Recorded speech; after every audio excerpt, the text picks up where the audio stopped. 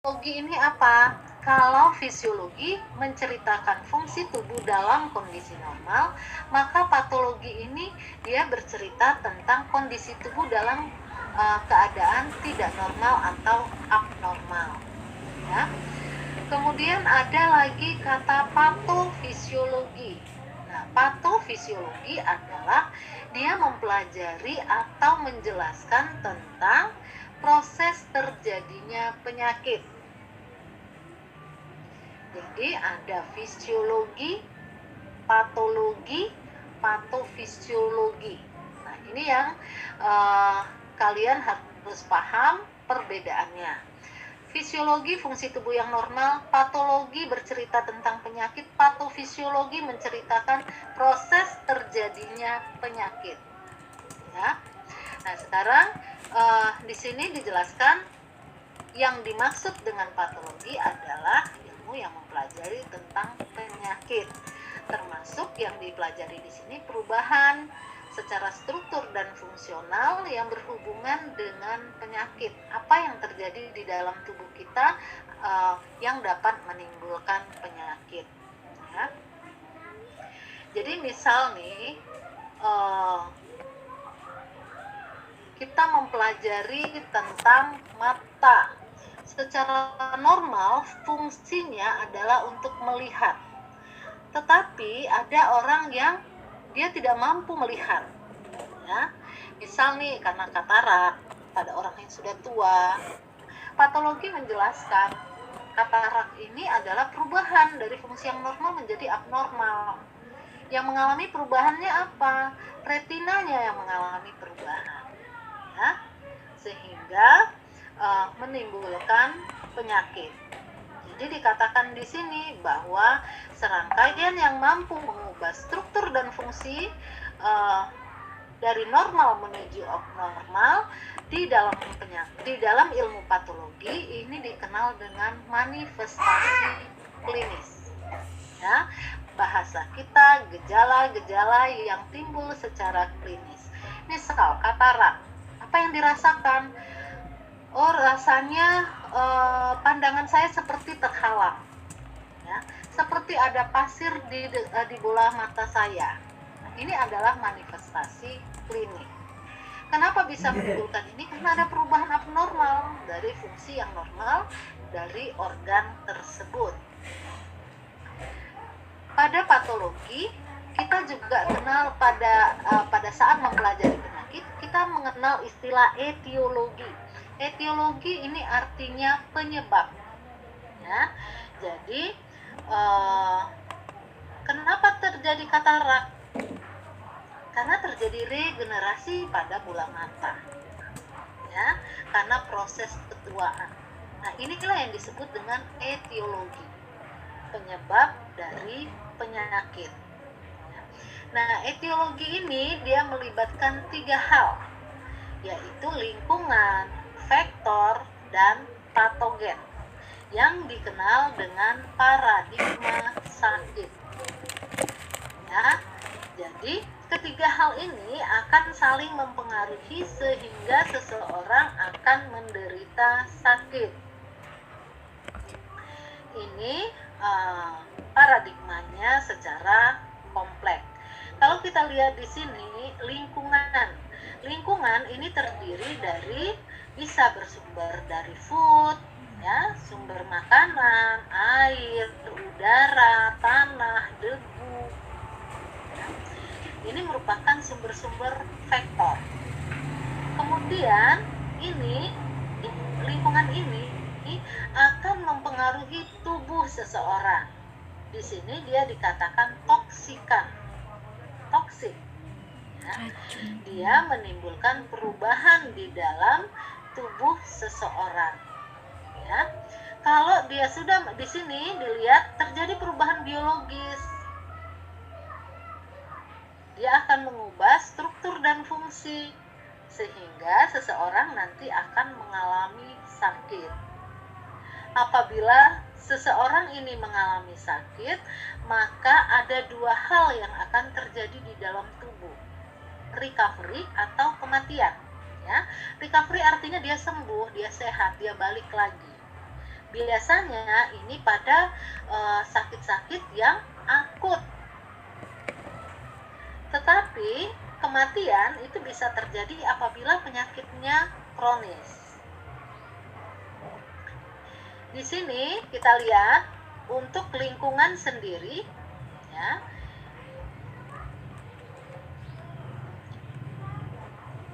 Untuk lingkungan, dia mempengaruhi tubuh seseorang. Di tubuh seseorang akan ditemukan immunity, kekebalan. Contoh, pada saat infectious agent masuk, ya, jadi misal nih dari debu terinfeksi banyak masuk ke dalam tubuh kita, ya, dia akan menimbulkan penyakit infeksi. Ya, contoh, dia menginfeksi sel. Di sel dia akan melakukan replikasi. Replikasi itu memperbanyak diri, ya, sehingga dia menimbulkan penyakit. Di sini infeksi yang terjadi bisa dilawan dengan imunitas. Atau ada yang namanya herd immunity. Herd immunity adalah imunitas yang didapat. Ya, jadi di awal-awal pada saat pandemi COVID-19, Anda mungkin pernah mendengar karena kasusnya terlalu tinggi, sementara ekonomi kita, kalau kita berdiam di rumah saja, banyak yang tidak makan, ya, karena tidak bekerja, maka akhirnya dikatakan pemerintah, sudahlah, silahkan keluar, toh nanti herd immunity akan terbentuk. Ya. Herd immunity adalah imunitas yang didapat, sehingga paparan di luar itu akan membuat imunitas tersendiri bagi tubuh kita. Ada kekebalan sendiri bagi tubuh kita untuk melawan bibit penyakit tersebut. Sekarang masa pandemi COVID-19, kenapa ada yang mati, ada yang hidup, padahal dia kena COVID-19? Ya, jawabannya adalah imunitas. Ya. Kenapa pada lansia 50 tahun ke atas itu rentan sekali terjadi kematian? Karena pada lansia imunitasnya udah turun, ya, sudah mulai menurun, sementara virusnya ini menyerang habis-habisan. Di dalam tubuh dia begitu cepat bereplikasi. Jadi kemampuan replikasi dari virus SARS-CoV-2, yaitu virusnya si COVID ini, sangat cepat. Dia mampu mereplikasi dengan sangat cepat, sehingga orang dalam waktu 4 hari saja udah teler. Pada lansia dia sudah drop, sesak, merusak paru, sehingga seseorang mengalami pneumonia apabila terserang. Ya. Setelah itu, kalau imunitasnya tidak mampu melawan, orang akan mati.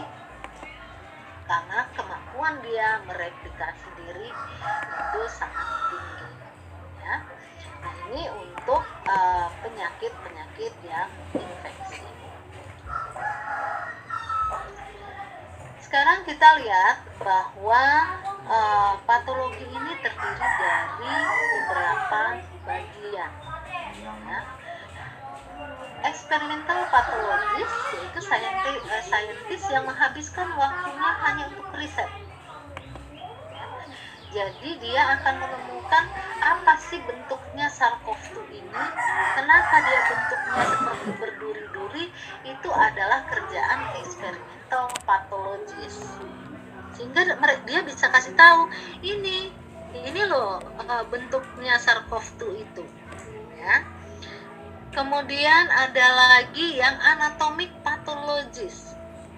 Dia mempelajari nanti bagaimana perubahan dari anatomi seseorang apabila dia terkena penyakit tersebut. Nah, di sini termasuklah otopsi.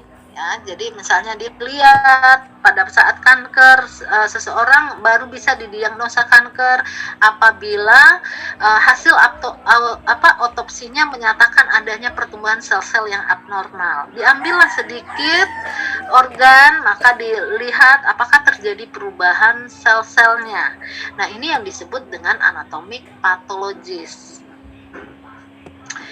Di sini selain otopsi juga juga dilakukan surgical patologi, jadi pembedahan, ada cytopatologi, jadi dia melihat perubahan-perubahan sel, kemudian molekuler diagnosis dengan melihat struktur gennya dari DNA dan RNA.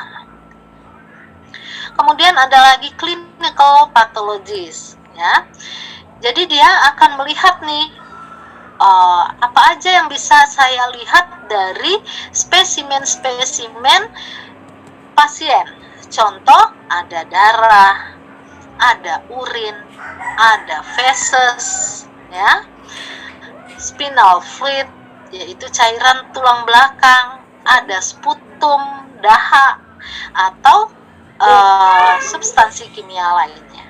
Jadi kalau misalnya yang namanya virus SARS-CoV-2 itu hanya bisa dilihat melalui swab.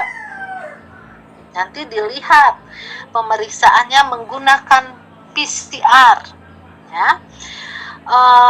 Penyakit kencing manis dapat dideteksi melalui urin. Di urinnya diperiksa ada tidak kandungan gula darahnya. Nah, ini adalah tugas dari clinical pathologist. Jadi dia memeriksa kandungan-kandungan yang ada di dalam tubuh kita yang menunjukkan keabnormalan dari tubuh kita. Penyakit, sekarang kita akan masuk ke manifestasi dari penyakit. Yang pertama adalah simptom, ya. Gejala. Saya kenapa ya pusing? Aduh, kenapa ya saya capek? Kok sakit-sakit semua ya? Ini saya persendian saya. Oh, ternyata inilah yang disebut dengan gejala, ya. Kemudian gejala ini akan diceritakan si pasien pada saat dia bertemu ke dokter. Dia cerita nih, dok, saya ini pusing, saya ini nggak bisa lemes, nggak bisa bergerak, lutut saya sakit, sendi-sendi saya sakit. Ini adalah catatan riwayat yang dikeluhkan oleh pasien, maka dokter akan mencatat. Kemudian dokter akan menyarankan nantinya kalau gejalanya sudah jelas, kemudian dia menceritakan juga science itu tanda, ya, gejala dan tanda, symptom and science. Jadi gejalanya apa, tanda-tandanya nanti dia bilang, saya ngerasakan hidung saya, dok, hidung saya itu tidak bisa membau apapun, ya. Kemudian nanti dokter akan melakukan pemeriksaan, melihat apakah ada fungsi-fungsi yang tidak normal yang bisa dilihat, ya, melalui pemeriksaan, ya. Ini semua tanda dan gejala akan dicatat di catatan pasien, ya. Berikutnya, dokter untuk menegakkan diagnosa, maka dia harus ditunjang oleh pemeriksaan laboratorium. Saya sesak, dok, maka disarankan apa? Pemeriksaan radiologis. Nah, di ronsen nih pasiennya, ada nggak nih pneumonia, ada nggak paru-parunya terhalang seperti kabut, ya. Kemudian bisa juga dengan pemeriksaan darah. Sel darah putihnya meningkat tidak, ya? Karena kita paham sel darah putih merupakan sistem perlawanan tubuh kita. Oh, ternyata terjadi peningkatan nih di sel darah merah putih, di sel darah putihnya. Ya. Nah, ini hasil-hasil laboratorium ini juga dicatat di catatan pasien. Setelah dapat hasil dari laboratorium, maka dokter baru bisa memutuskan bahwa si pasien menderita apa, ya. Jadi harus tahu dulu nih dari histori pasiennya, kemudian dari laboratorium, dari keluhan pasiennya, sehingga dia bisa menegakkan, oh diagnosisnya adalah flu, oh diagnosisnya adalah terinfeksi COVID-19. Kenapa? Begitu diperiksa swab, ternyata hasilnya menunjukkan positif COVID-19. Sehingga dokter bisa memutuskan kepada pasien untuk menegakkan diagnosanya bahwa Anda menderita penyakit ini. Sampai di sini ada yang ingin ditanyakan? Silahkan. Paham sekarang tentang apa itu patologi, ya, apa itu penyakit, kemudian bagaimana cara menegakkan diagnosa penyakit, bagaimana suatu penyakit itu bisa terjadi. Nanti berbekal ini sudah ada nih di otak kalian akan sangat gampang masuk, oh ini ada kita membahas tentang tumor dan kanker. Apa perbedaannya tumor dan kanker? Ya, etiologinya apa? Patofisiologinya apa? Prognosisnya apa? Seperti itu. Ya, jadi Anda sudah paham istilah-istilahnya.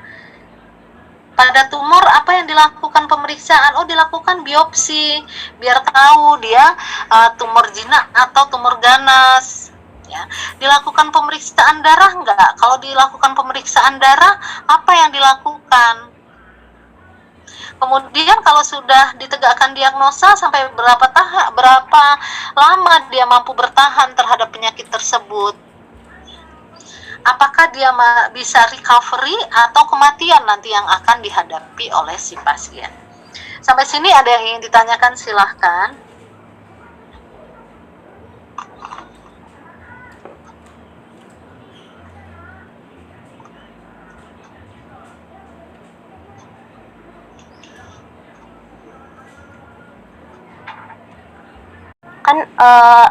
Kan kalau terjangkit COVID itu kan Bu biasanya karena imun seseorang kan Bu, mudah atau tidaknya. Nah itu tuh di Amerika tuh Bu, kalau pernah saya baca penyakit autoimunnya tuh banyak Bu, sekitar 15,5% dari jumlah penduduk di sana Bu. Jadi 50 juta orang di Amerika itu Bu banyak yang mengidap penyakit tuh autoimun. Nah itu tuh bisa jadi alasan kenapa orang di Amerika tuh juga banyak yang terjangkit COVID, nggak Bu? Ya, sebetulnya apa sih yang dimaksud dengan autoimun? Ya, autoimun adalah penyakit di mana imunitasnya menyerang imunitasnya sendiri, gitu. Ya, kalau sebetulnya secara normal imunitas dibutuhkan apa? Menyerang bibit penyakit, bukan menyerang sistem imunitas, sehingga pada penderita autoimun dia mengalami imunitas yang rendah karena dia memakan sendiri, mempatogen, ya, memfagosit dari sistem imunitasnya sendiri. Dengan begitu daya tahan tubuhnya juga rendah.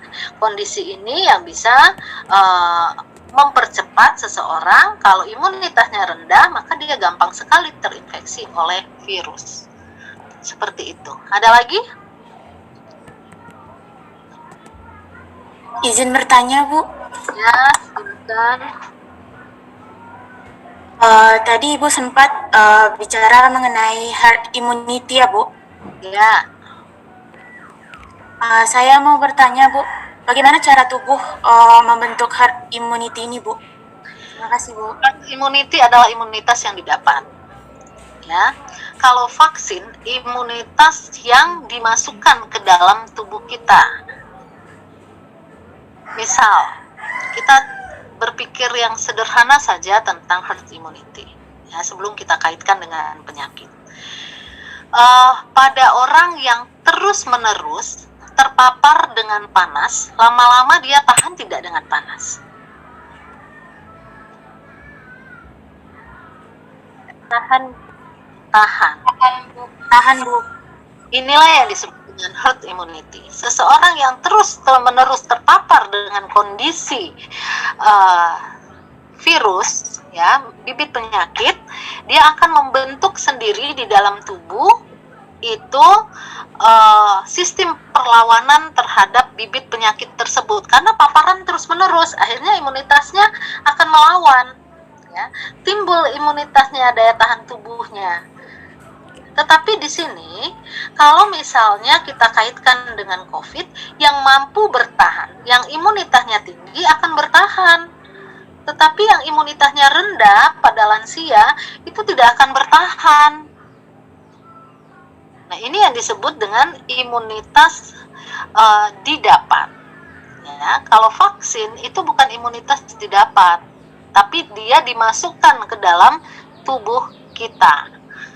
Nah, ini yang ada perbedaannya. Kita terus-menerus terpapar oleh panas, maka tubuh kita akan merasa tidak panas lagi. Toh sudah biasa saya terpapar. Saya jalan kaki misal dalam situasi panas, cuaca panas, jam 12 siang. Pertama mungkin terasa gerah, panas, tidak sanggup.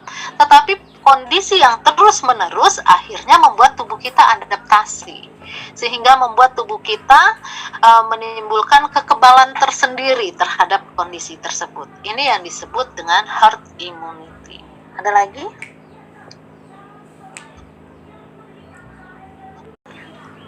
Kan kanker itu penyakit yang sulit untuk disembuhkan ya Bu ya. Jadi pertanyaan saya, berapa persen bisa sembuh, dan apa mungkin segala usia punya kans sama untuk sembuh? Dan apakah jika sudah terkena bisa terkena kembali Bu? Terima kasih. Baik. Ini seharusnya kita bahas di minggu kedua ya, minggu depan. Tetapi saya akan jelaskan bahwa yang namanya kanker itu ada yang bisa disembuhkan apabila dia masih dalam stadium 1 dan 2. Contoh kanker payudara, itu bisa disembuhkan. Ada yang bisa bertahan hidup, ya, dengan adanya kanker payudara. Tetapi begitu dia masuk sudah ke stadium lanjut, stadium 3 dan 4, ditambah dengan kondisi tubuhnya, imunitasnya yang menurun, nah ini yang akan mempercepat ke arah kematian. Ya. Apakah kanker bisa berulang? Kanker bisa berulang apabila misal nih kanker payudara udah dinyatakan sembuh, ya, karena sudah sesuai dengan semuanya nih aturan segala macam pengobatan, dia dinyatakan sembuh. Bisa tidak berulang? Bisa. Kenapa? Apabila dia melanggar aturan yang sudah ditetapkan. Biasanya orang yang dengan kanker, misal kanker payudara, tidak diizinkan untuk memakan makanan yang tinggi MSG. Saat dia lalai, saat dia lupa, itu akan timbul kembali. Ya, jadi seperti itu. Jadi ada yang disebut dengan pantangan yang tidak diboleh, apa, supaya penyakitnya tidak kambuh lagi. Kurangi makan makanan yang ber-MSG, tidurnya cukup, istirahat yang cukup, jangan begadang, tidak boleh stres. Ya, kalau tidak nanti sel-sel kanker akan hidup kembali. Ada lagi yang ingin ditanyakan? Izin bertanya. Bu, izin bertanya. Ya. Silakan. Izin bertanya, Bu. Ya. Kan appendix itu biasanya kan memiliki fungsi sebagai imunitas, Bu ya. Kalau seorang yang mengalami appendicitis itu, kalau appendixnya diangkat itu mengalami penurunan imunitas nggak, Bu ya? Terima kasih. Appendix, jadi appendix itu bisa menimbulkan penyakit yang disebut dengan usus buntu atau appendicitis, ya. Ini akan sangat berbahaya apabila terjadi peradangan yang kronis, kemudian telat dioperasi, maka akan terjadi perforasi atau pecah, ya. Nah, appendixnya akan pecah dan ini akan mengakibatkan kematian. Oleh karena itu, apabila seseorang mendapat gejala appendicitis, dia dibawa ke rumah sakit, operasinya dikatakan situ. operasi yang langsung dilaksanakan segera. Karena takutnya apa? Takutnya adalah terjadi perforasi, ya, dia pecah di dalam karena dia lagi mengalami peradangan, pembengkakan. Nah, apabila ini sampai sekarang sebetulnya appendix atau dikenal dengan umbai cacing ini kita belum begitu paham fungsinya apa, ya. Jadi apabila dia dipotong, maka dengan sendirinya sebetulnya tidak akan menimbulkan perubahan pada imunitas kita, karena dia fungsi maksimalnya terhadap di dalam tubuh kita itu belum diketahui secara pasti. Lain halnya dengan tonsil, ya. Tonsil itu adalah bahasa kita amandel yang posisinya ada di tenggorokan kita. Apabila dia terjadi peradangan karena orang tidak bisa menelan, akhirnya dokter menyarankan ya sudah dipotong aja. Sementara tonsil itu sendiri merupakan imunitas dari dia membantu kita bibit penyakit yang mana? Bibit penyakit yang akan masuk melalui rongga mulut kita. Dia akan bekerja, ya, maka akan terjadi penurunan imunitas. Tetapi yang harus diingat, imunitas itu bisa dipicu peningkatannya. Dengan apa? Dengan makanan-makanan yang tinggi vitamin C, tinggi vitamin E. Sekarang kita lagi pandemi COVID-19. Orang-orang disebutkan oleh para ahli bahwa jangan lupa konsumsi vitamin C, jangan lupa konsumsi vitamin E, karena itu akan meningkatkan imunitas kita. Jangan lupa berjemur, karena di sana ada vitamin D. Vitamin D juga akan meningkatkan imunitas tubuh kita. Ya, artinya imunitas kita itu bisa kita picu, trigger, bisa dipicu dia supaya dia menjadi lebih tinggi imunitasnya. Ada lagi? Izin bertanya, Bu. Ya. Kan pernah kayak terjadi suatu kejadian di mana masalah diagnosis, misalnya nih Bu, di rumah sakit A orang itu didiagnosis terkena COVID, sedangkan ketika dilarikan ke diagnosis ke rumah sakit B, dia itu cuman masalah pernapasan biasa, nggak didiagnosis COVID. Itu kenapa bisa berbeda diagnosisnya ya Bu? Ya. Jadi untuk menegakkan diagnosis, tadi kita sudah belajar bahwa harus ditunjang dong dengan pemeriksaan laboratorium. Ya. Nah, pemeriksaan laboratorium ini kadang juga mengacaukan, dalam artian di rumah sakit A ternyata dia terinfeksi virus, di rumah sakit B ternyata dia tidak terinfeksi virus. Ya, banyak hal-hal yang bisa mempengaruhi hasil laboratorium. Ya. Yang pertama, skill, kemampuan atau skill dari petugas itu sendiri. Ya, kesalahbacaan itu juga bisa. Oh, salah baca. Pas diperiksa lagi ternyata, oh kadar HB-nya kenapa cuma 8? Pas diperiksa di sini kadar HB-nya normal kok 12. Ya, ternyata kesalahannya adalah kesalahan di alat. Sehingga di laboratorium itu selalu dilakukan tera atau pemeriksaan ulang ketepatan dari alat tersebut sehingga dia bisa mendiagnosis dengan benar. Ada lagi yang ingin ditanyakan? Silahkan. Bu, izin bertanya Bu. Ya, silahkan. Saya pernah dengar dulu Bu, kalau misalkan ada yang menyatakan bahwa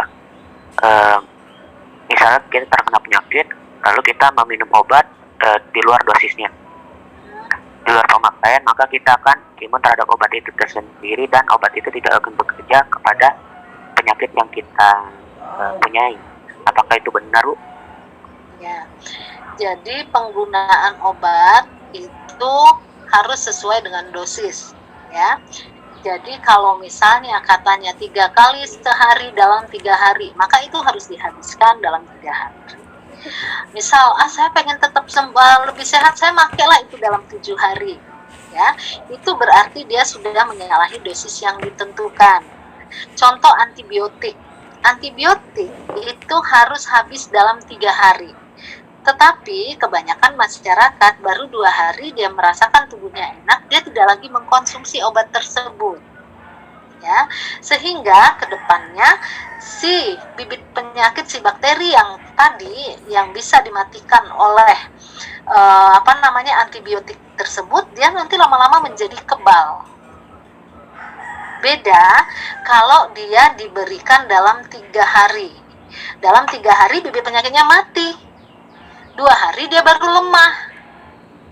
Tetapi kita udah merasa nyaman, sehingga kita tidak perlu lagi mengkonsumsi obat tersebut. Padahal kita adalah karier, karena sebetulnya bibit penyakitnya masih ada di dalam. Dia posisinya lemah aja, sehingga begitu kita nanti badan kita tidak bagus, imunitas kita menurun, dia akan muncul kembali. Ya, itu apabila kita mengkonsumsi kurang dari hari yang ditentukan. Sekarang kalau kita misalnya kelebihan dari dosis yang sudah ditentukan, ya, kita terbiasa nih, kalau misalnya saya mengeluh demam sedikit, saya langsung konsumsi antibiotik, ya, terus-terusan saya mengkonsumsi itu. Ini juga akan mengakibatkan tubuh kita akhirnya tidak berespon lagi terhadap antibiotik tersebut. Dia sudah menganggap hal yang biasa.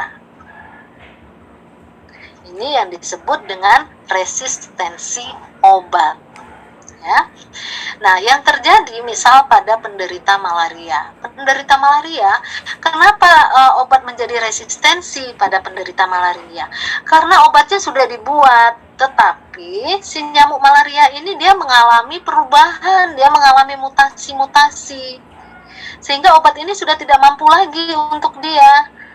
Karena misal nih susunan tubuhnya tuh ABC, bisa dilawan dengan obat ini.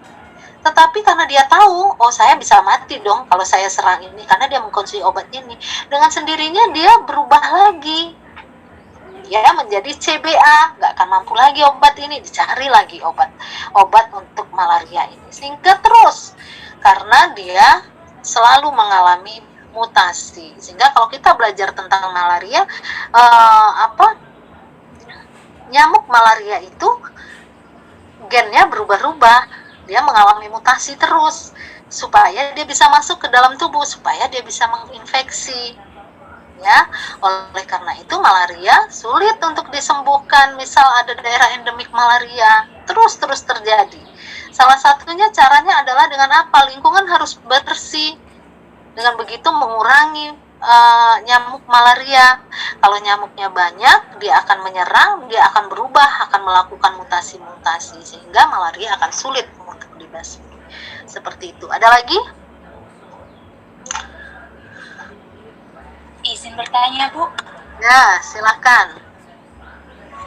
Mengapa kebanyakan orang yang setelah melakukan vaksin sering sakit, Bu? Seperti bayi yang habis divaksin, kebanyakan ia merasakan demam dan penyakit lainnya. Sekian. Ya, karena itu adalah proses imunitas. Ya, memasukkan vaksin ke dalam tubuh kita. Vaksin adalah bibit penyakit yang dilemahkan. Tubuh kita akan mengalami peradangan, akan mengalami inflamasi, sehingga tubuh kita akan melawan. Pada saat kita melawan itu, melawan bibit penyakit yang masuk, karena kita akan membentuk, karena kita akan fungsinya kan supaya imunitas kita itu mengenali. Dikasih BCG untuk mencegah TBC, maka si imun kita akan belajar, ini yang untuk TBC, ini kuman TBC, dia akan menyerang. Ya, proses penyerangan inilah yang menimbulkan tubuh kita terasa panas, demam. Jadi pada bayi-bayi yang dia diinfeksi BCG, itu biasanya dia akan demam. Kenapa? Karena biasanya BCG itu diberikan pada bayi di awal-awal dia lahir, ya, baru 3 hari, 1 minggu itu dikasih suntikan BCG. Sementara pada saat itu si bayi kekebalan tubuhnya belum banyak, dia baru masih memperoleh kekebalan tubuh yang dia bawa pada saat dia dilahirkan, yaitu kekebalan tubuh ibunya. Jadi kekebalan tubuhnya itu tidak sebanyak apabila dia dengan pertambahan usia. Nanti begitu dia bertambah usia, kan di dalam tubuh kita ada timus namanya.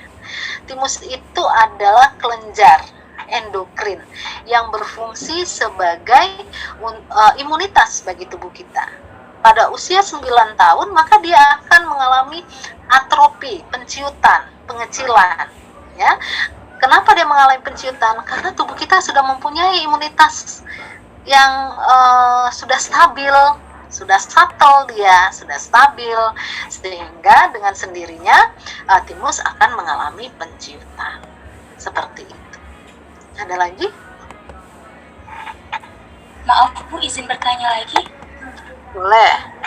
Jika masih kecilnya kita tidak mendapatkan vaksin, apakah jika kita sudah dewasanya masih bisa Bu menerima vaksin tersebut? Jadi kalau kita vaksin itu kan ada usia, ya. Apabila saya Bu, perasaan dulu ibu saya nggak kasih BCG, kata ibu saya mau divaksin BCG.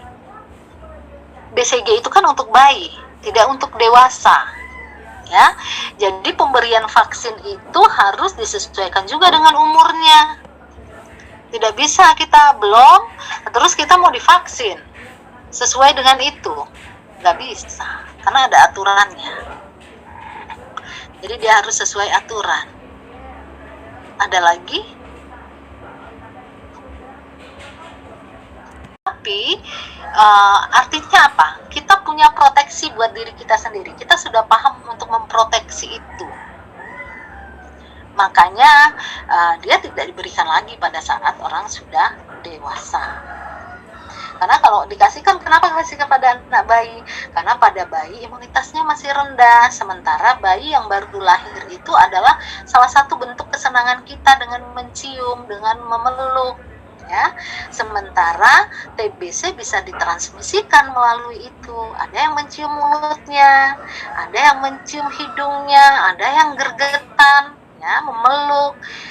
Kemudian nggak sadar kalau yang memeluk ini penderita TBC, makanya dia akan terinfeksi.